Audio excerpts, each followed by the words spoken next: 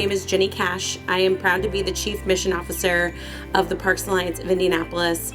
Our organization is a 501c3 nonprofit that helps connect resources to needs on behalf of Indy Parks and the people that use them.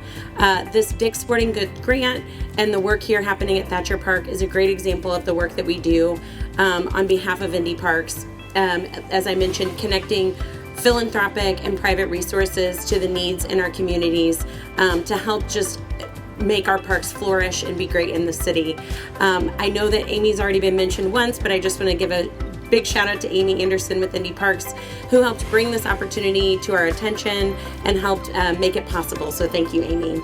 Now I would like everybody to please put their hands together and join me in welcoming Susan Myers with Dick's Sporting Goods. All right, thank you guys so much for the opportunity to be here tonight for this unveiling.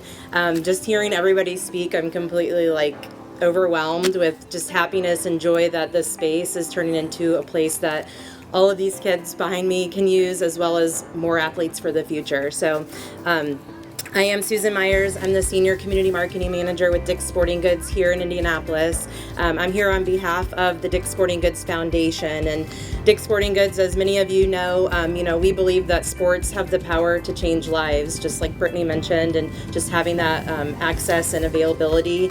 We also believe that sports are one of the best youth development tools that kids can use and have to succeed both on and off the field. So I'm super excited to be here and be able to provide, the funds through our Sports Matter program that we're used to turn this space into a safe place, a fun place for kids and for the community.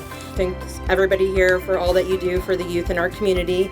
We're very excited to award this Sports Matter grant today for $20,000 to Indy Parks and Rec and the Parks Alliance of Indianapolis.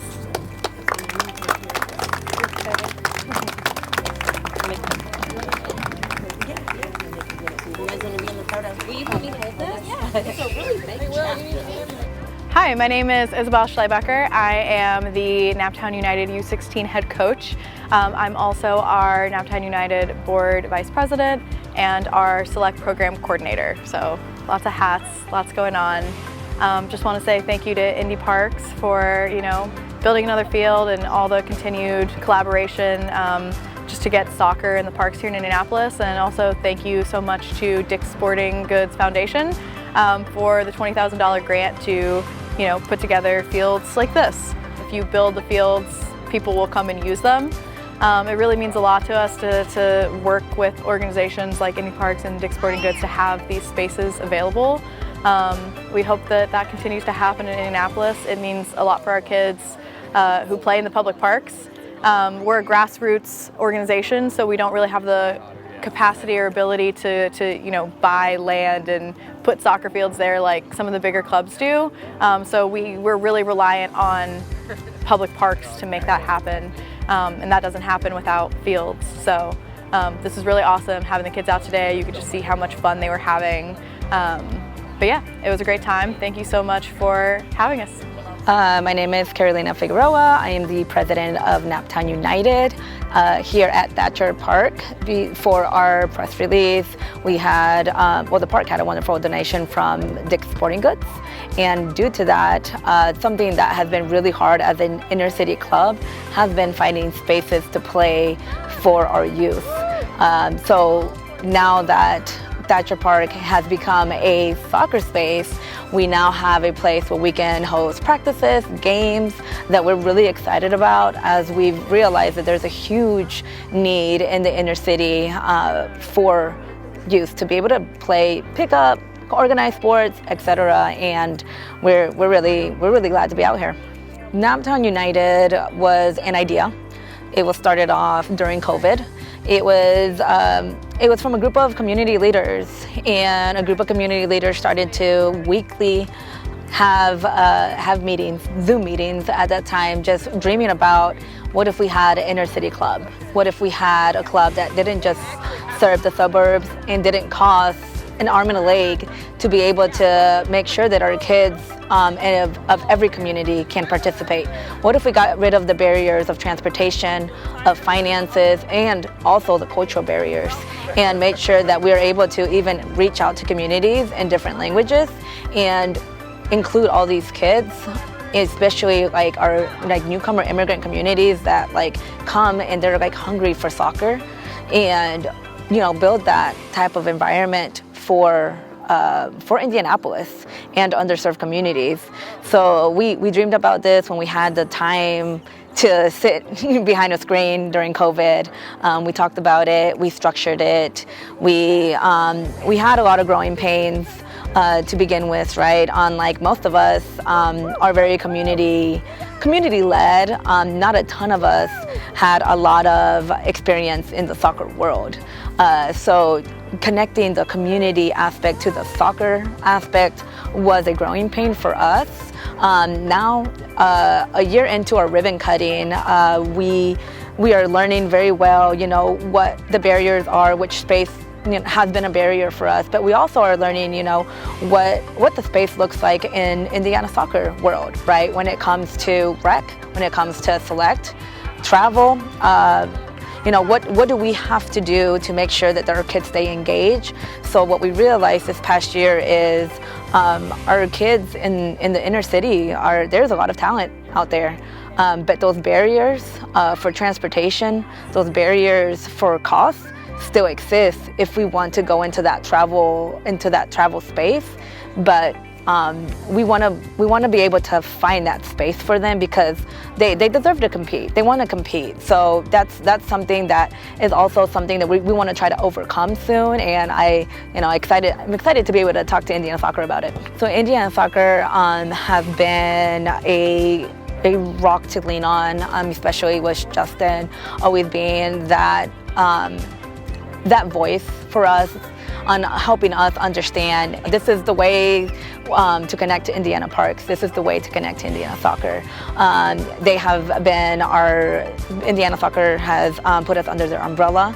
They've sanctioned our club, and we're super excited to be a part of Indiana Soccer. And something that we really are excited about is the growth and the attention that Naptown United is getting, right? So we're serving over 1,000 kids, but what we're really excited about are these 4 select teams that are competing more than likely on a travel level. So now, like my biggest ask is like, how can we bring that travel world closer to the city? What can we do to work together to be able to like bridge or break those barriers of transportation, and make it more affordable for these families as well. We wouldn't be here without Indiana Soccer. They've been so supportive this entire time. Working with people like Justin Bate has really made a huge difference in just helping us break into the complex system that is youth soccer in Indiana. It's good to know that there's an organization behind us that helps facilitate these opportunities, that really cares about the kids and really helps us grow and see our mission and make sure that we have the opportunity to be a player in the game as well. My name is Ryan, and I play for Naptown United, and we're here today to celebrate the donation of Dick's Sporting Goods. I feel happy that they did it because now there's more open spaces for people to play soccer. More kids could play soccer. So I like soccer because it just gives us a chance to express ourselves using body language on the field, and we also get to kick stuff. Assalamu alaikum, Zamanum Ahmad Siarde. I like soccer, and my favorite player is Ronaldo. And I don't know it. What up, Pele? What he means to say, he just likes the energy and he's able to express himself. Yeah. Yeah, as you can see, we have a very diverse group of kids, really from all walks of life, all backgrounds, all incomes, all language abilities. We've got, kids who are recently resettled, refugees. We have kids who are from immigrant families. We have kids who are in some of the higher tax brackets who play here.